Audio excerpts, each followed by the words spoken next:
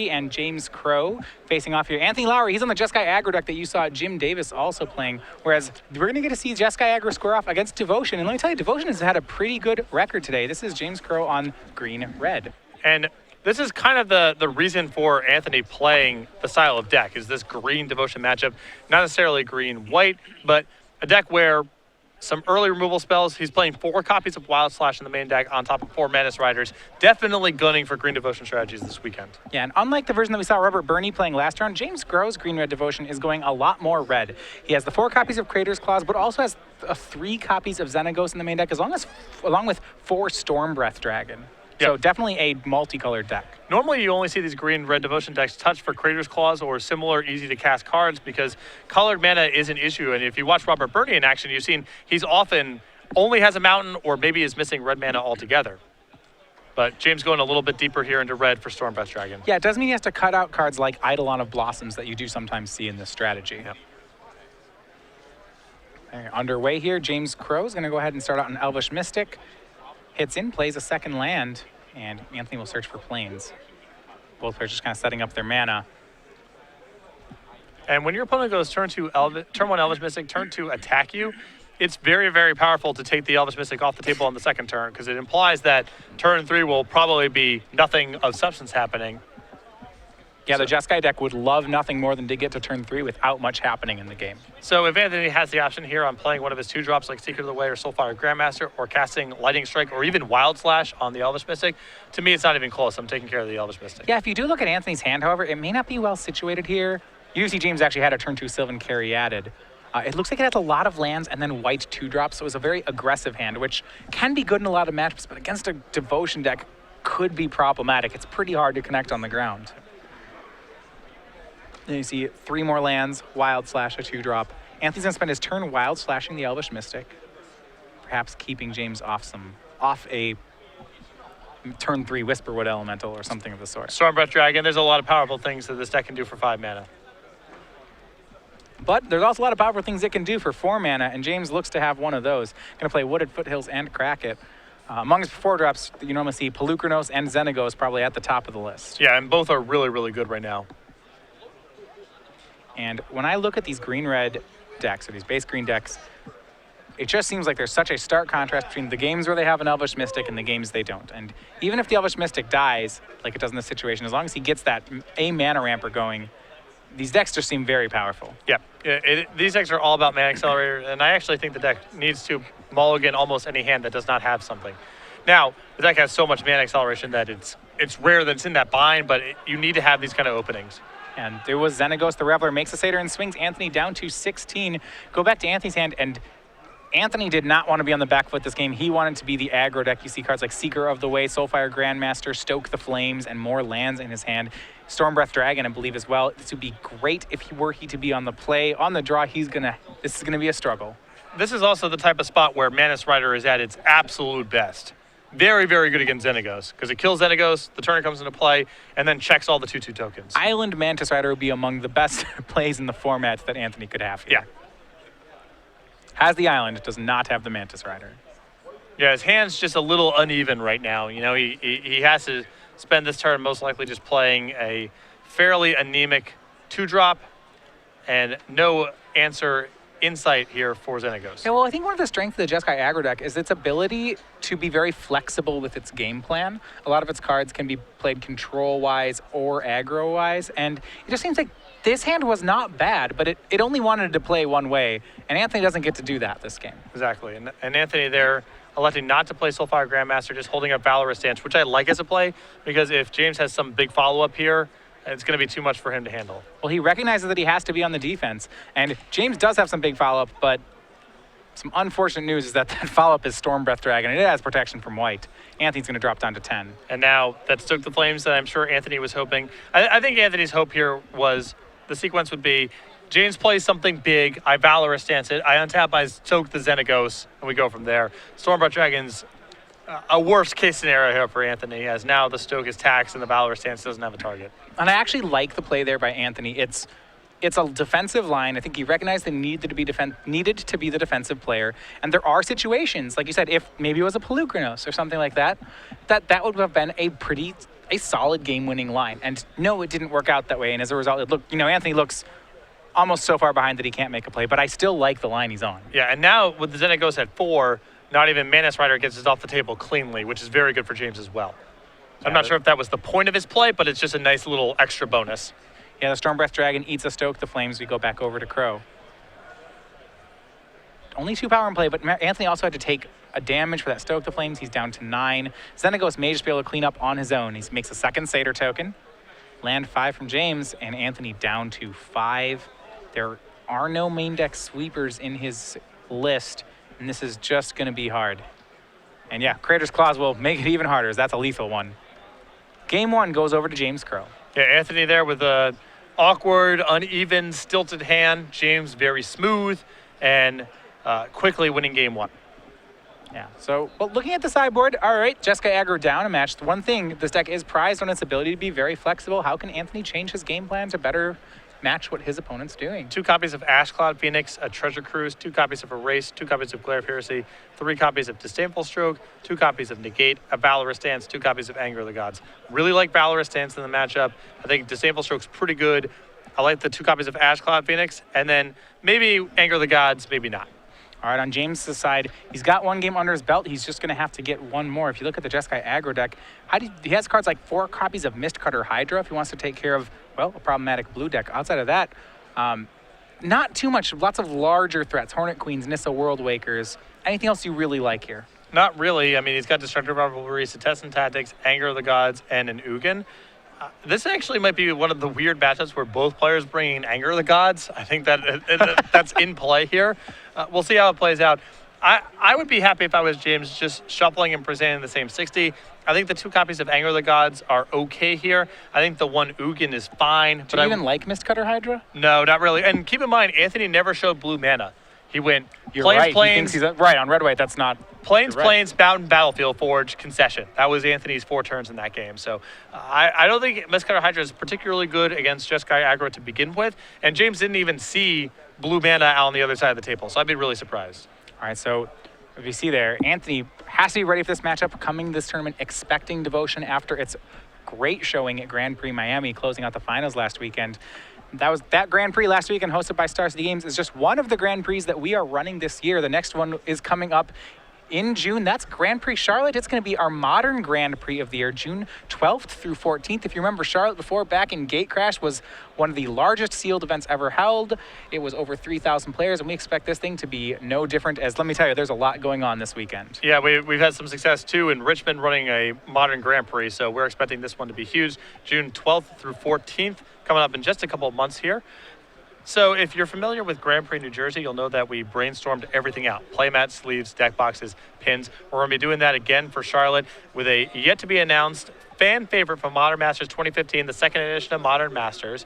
We have a variety of events scheduled for players over the course of that weekend as well. And there's a bunch of different ways to either discount your entry fee or sign up for multiple events. We also have some artists showing up here, some guests of honor here, Therese Nielsen and Volkan Vaga. They're going to be our guests of honor, but we have additional artists on top of that as well. Noah Bradley, Clint Clearly, Eric Deschamps, Mark Poole, and RK Post. All right, also we have a special you can do. This is the Infinite Challenge Badge. You can get free entry to all challenge events. We have lots of different ways to register for the event. So the one-day badge is $40. You get a side event voucher as well as the badge to the challenge events. If you were going to be here all 3 days, you can get 2 side event vouchers, get a playmat. This is if you don't want to be in the main event but want to do our challenge. We have that badge available. If, though, you're playing in the main event, there's a lot of different ways to play that one, too. We can sign up just for $60. You have the regular entry fee. That's going to be your playmat, your Gristle brand, 1 month of Star City Premium, which if you've ever been to an open before, you know those come with entries to our events. And from there, you can get more as you go up. 3 months of premium. You see with a silver entry, gold entry, you end up getting 6 months of premium, a deck box, the pin from the event, and we'll be debuting SCG Live trading cards with that one. And if you really want the whole deal for the weekend, foil cards, side event, and you're interested in the side event vouchers that you saw in the Infinite Challenge ones, you can get all of it with our VIP registration. Yeah, foil SCG Live trading cards as well, which we'll have more information as we get closer to the event. Water bottle, VIP access, everything that comes with VIP entry. You can pre-register right now, bronze, silver, gold, or VIP at StarCityGames.com/GP Charlotte.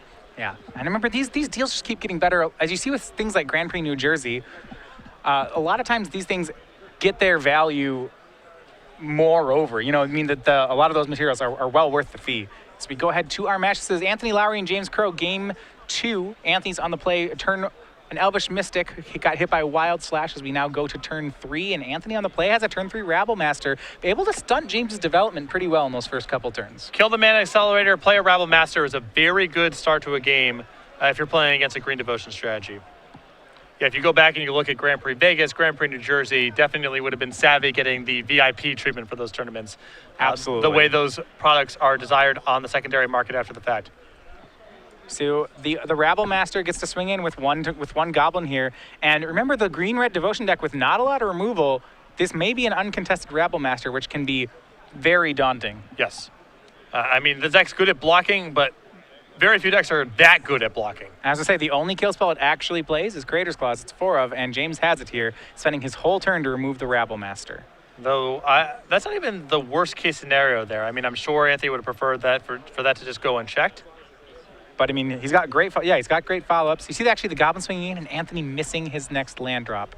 Yeah, and he's holding up 2 Disdainful Strokes. He has Ash Cloud Phoenix in hand. I'm not sure he wouldn't cast it if he had land number 4 because he seems pretty committed to this Disdainful Stroke line of play.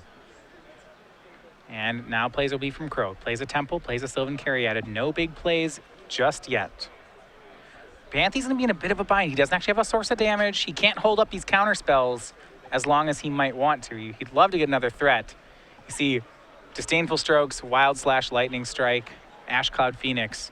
Only 3 lands. This is going to be a tight game for Anthony to get through. Well, if James cooperates and just starts just jamming out big stuff here, like you see Whisperwood Elemental, then these Disdainful Strokes get really good, and it sets up the stage for Anthony to have a very efficient Treasure Cruise somewhere down the line. Yeah, so right now, Anthony just keeping parity. He does hit land number 4. It's another Plains. Yeah, he has that first counter on James, and he is working his way through James's hand. James with 4 cards remaining. See another Disdainful Stroke in Lowry's hand. And this is going to be Corsair Crufix, and that's actually a great play from James. You can't Disdainful Stroke it, and the removal in Anthony's hand just doesn't match up well. Yep. He has Lightning Strikes and Disdainful Strokes. Genesis Hydra hiding on top of James's hand. And this is one of the ways I think that the green-red Devotion deck can get around this 1-for-1 game plan. Yeah, I think that's actually a spot at the end of the last turn where I would have cast Wild Slash just at James because Anthony needs to get some cards in the graveyard to set up an efficient Treasure Cruise. Yeah, he looks like that last card, blue card in his hand, may be a Treasure Cruise. No, it's just a pair of Disdainful Strokes. Oh, excuse me. 2 copies of Disdainful Stroke. I thought I saw Treasure Cruise. In that case, I wouldn't Wild Slash. But yeah, you're right. Basically using the Wild Slash to make mana. We go back, though, to James' hand. He does have that Genesis Hydra. We see Sylvan Caryatid on top of his deck, which means it's a great time for James to go ahead and go for this Genesis Hydra, not draw that card. Gets it on X equals 4. You see the top cards of his deck. Land, Caryatid. Well, okay, Sylvan Caryatid will go into play after all. And this is not too bad for Anthony. I mean, still nothing too bad has happened as a result of all of this. No, Caryatid will resolve, but it looks like Disdainful Stroke is going to get cast on the Genesis Hydra.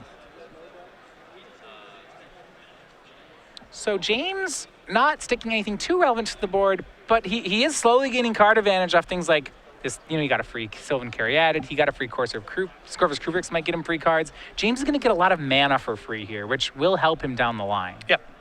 He's just wearing Anthony out, and getting some life along the way is also very helpful when Anthony's on an aggressive plan. Wooded Foothills on top of James's deck now. He's already played his land for the turn. No, he has not played. No, he hadn't played the land already. Part of the problem here for Anthony is he's just drawn a lot of basic lands in both these games and has not been able to play very efficiently as a result. You know, if he could have another source of red mana, he could pair together his removal spells and take care of the Corsair Crufix. He can't cast the Ash Cloud Phoenix in his hand right now either as a result of his mana, and he could really just use, you know, a Temple would be a great draw next turn, just something to free up the cards in his hand. Yeah, I mean, he's gotten the Disdainful Strokes to all stick on relevant threats, but he's not making progress right now. Right. And the Corsair is innocuous, but the extra cards, the extra life points, they all matter. When neither player is doing anything, the player with the Corsair has a huge edge. Yeah, you see James there, cracked a fetch land. Didn't want to draw land. He's going to draw land next turn in Temple, but it will scry for him. As Corsair swings in, that's for 2. Life total is 14 to 18. Actually, James at the higher life total on top of that. At some point, you feel like Anthony has to transition to being the aggro deck here. If this goes late enough, there's going, James will draw large threats. Yep. But it's hard because his hand, Anthony just can't deploy his hand in an efficient manner right now. His draw step was Wild Slash, and, you know. He doesn't even have the mana to cast the Ash Cloud Phoenix, even if were he to want to. Oh, I'm sure if he could, he would, because Ash Cloud Phoenix is great right now on this board, but he just can't find double red. Swings for 3. James is going to go ahead and take it. He's ahead in the race. Take some of it. I believe he blocked one. He blocked the token, but did not block the Seeker. Draws Temple for the turn. That lets him scry an Elvish Mystic to the bottom. He's just looking for his next big threat. Well, not a big threat, but it's going to be a Corsair Crew Fix. That guy waits on top. And now we'll see where James wants to go. And he has quietly picked up a Nykthos. And with those Caryatids, actually has a lot of mana. So it's a tap for 4 plus 5 more. This is 9 mana. That's going to be Genesis Hydra on 7. And this does a pretty good job of playing through the Disdainful Strokes. You know, this is so much more powerful than Whisperwood Elemental or Pelucranos would be in this spot. Yeah, especially if it finds Whisperwood or Pelucranos. That guy will not be counterable. Looks, there's a Pelucranos there. We'll see if he can upgrade it. Doesn't look like it, but Pelucranos will be good enough. He'll go into play. That's for free. Lowry sees the rest of the cards. And this is the second time where Lowry's had a Disdainful Stroke, a Genesis Hydra, and James has gotten to keep the bonus card. The first time it didn't matter too much because it was a Sylvan Caryatid, but the second time this matters a lot. And again, Anthony just not in a position to chain together multiple spells efficiently. Now, if he does rip a red source of mana, he can use a Wild Slash and a Lightning Strike to get the Pelucranos off the table before anything too bad happens. But that's another 2-for-1 for James in his efforts to wear down everything that Anthony can do. And if Anthony doesn't have red mana next turn, then Pelucranos gets to run wild on Anthony's board. All right, Corsair goes ahead and swings in. Anthony drops down to 12. The next draw for James, that's going to be an Elvish Mystic. That one's one that Anthony can dodge. But Pelucranos is big here. Not only is it a 5/5, but there's a lot of mana at James's disposal that Pelucranos is going to sweep Anthony's board if he doesn't take care of it. Yeah. You see, he has a lot of red removal, Wild Slashes, Lightning Strikes. He still, that single red mana is really hurting him. He would be okay if he drew a Chivalry for a Battlefield Forge or a Mountain. 2-for-1 himself to kill the Pelucranos. It's not pretty, but you know, life goes on. He can then cast the Ash Cloud Phoenix next turn, and James' draw step is an Elvish Mystic. That's not the end of the world. He'd gain life off the Seeker. It'd be okay. It'd be okay. But now Anthony's in real trouble, and his list does not have a lot of ways to answer a creature that gets this large. It's just his copies of Valorous Dance. And the problem is that even if Anthony does rip Valorous Dance, he's going to lose his whole board in this sequence. Yeah. The downside is he hit the red mana, but it's Mystic Monastery. Yep.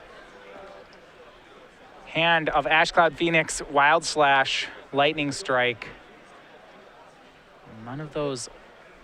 And second Wild Slash. That's not really.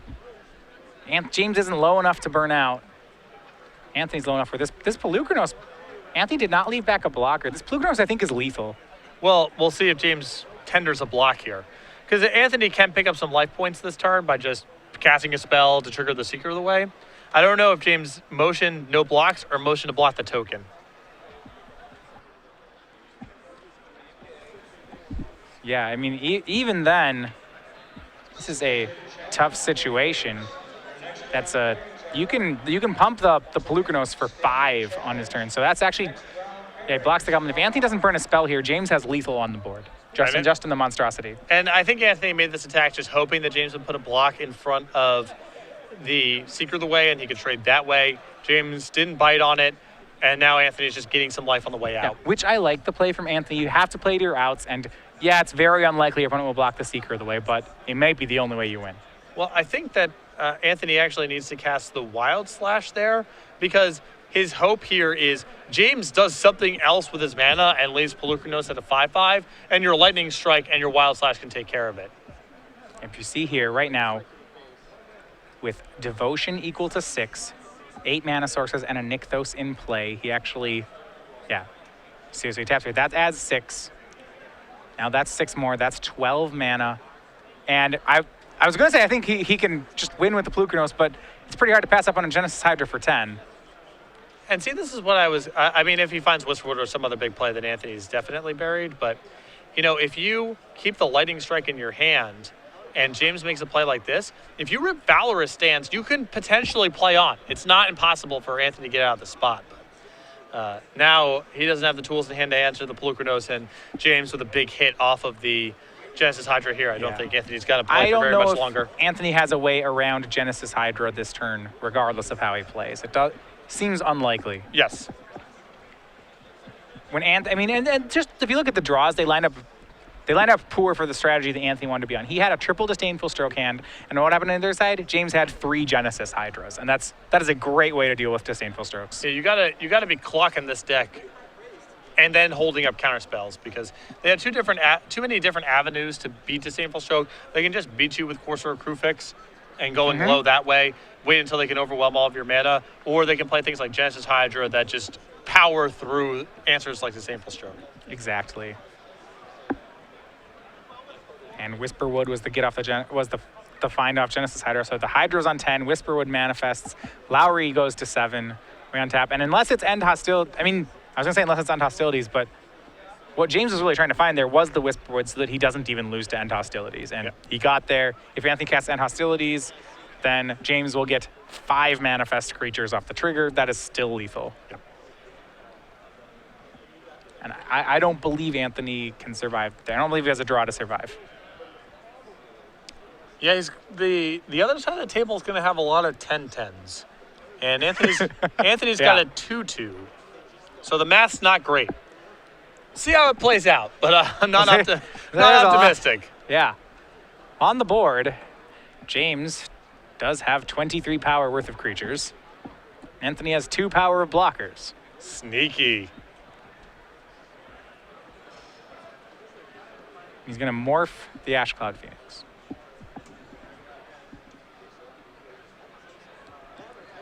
Could be anything. Could be. Is there any creature that would just be really good for it to be? All the morphs and cons. Is there any morph he has to respect? I don't think so. Yeah. Can't come up with one he's that's great here, you know? Right. He's got to hope that James uses the Pelucranos just on the Secret of the Way, and then that Anthony somehow has Ali from Cairo morph from Time Spiral. Oh, yeah, that guy. Fortune Thief, right? Fortune Thief. So, and it's red. He's got the colors for it. Right. So we're... But he has to get into Monstrosity the Pelucranos on something else. Right. We're drawing pretty slim is the short version. And you have to unmorph a card that's not in this format. Good line, though. I have to admit, I had not thought about playing around Fortune Thief. Mm-hmm. Didn't play a lot of that format, I take it? No, I did. I missed the play. And the all-out swing from James. This should do it. Anthony checks his morph.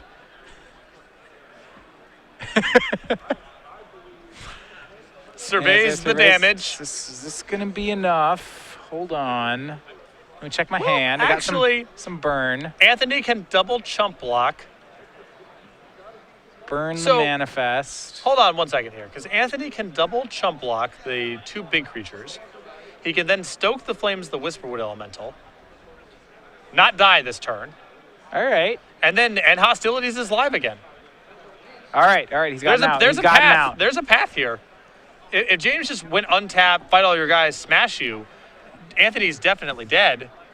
I have a problem with your line. No end hostilities. Which is that he does not play end hostilities. It's anger, not end hostilities. But you're right. That is a line. So and sometimes they play that card. Yeah, James probably would have been better served just fighting everything and brawling.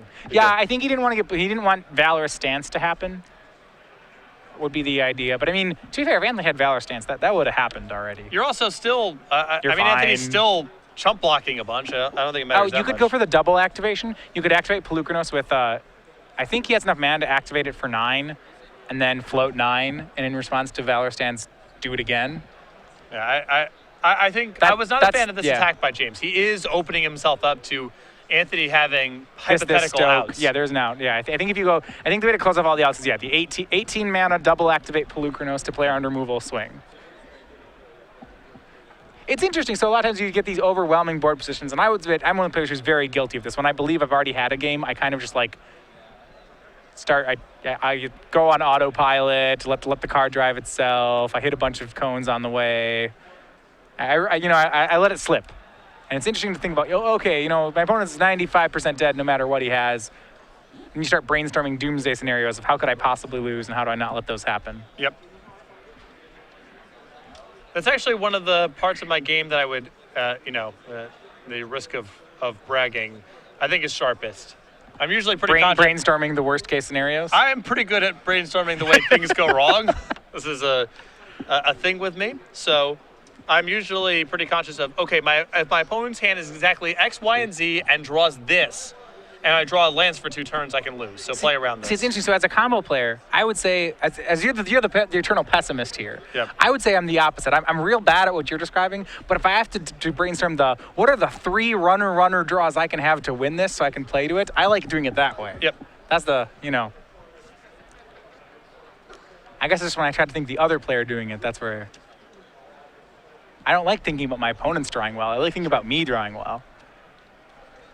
So I think Anthony might be trying to do this the other way, where he's trying to, we'll see where these wild slashes are going right now, but he may be trying to target James in an effort to gain enough life to get out of this turn, and then draw burn spells for lethal. That's not unreasonable here. All right, so he takes pain, shoots James down to 6. He's gonna. There's 2 spells that have been cast this turn. Okay. So if Anthony, can he survive this turn? If Anthony goes to 2, so hold on. Right now, if James in response before damage fights off the Seeker of the Way, then he wins, right? Before it gets lifelink. Or was it was too wild? Right, okay, never Crater's mind. Claws from James will make this academic. You're just gonna make Anthony go through the motions of blocking there. I guess Anthony could have disable stroke. I don't know. Whatever. In any case, He is looking for the line. Yeah, no. Anthony was not. Now with Crater's Claws in the mix, Anthony's dead. But yeah, there were lines of play there where if Anthony has different cards in his sideboard, or maybe James doesn't do something, that Anthony could have actually won that game for as bad as it looked.